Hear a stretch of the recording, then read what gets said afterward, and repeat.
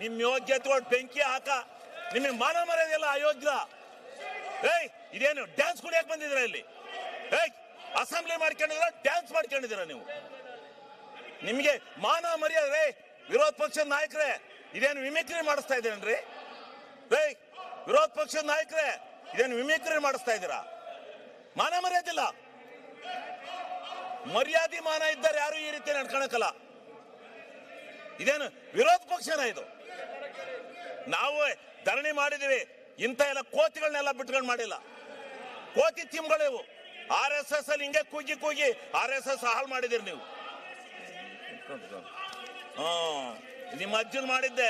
Ball ಕೇಳು ಅರಸೀಕೆರೆಯಲ್ಲಿ.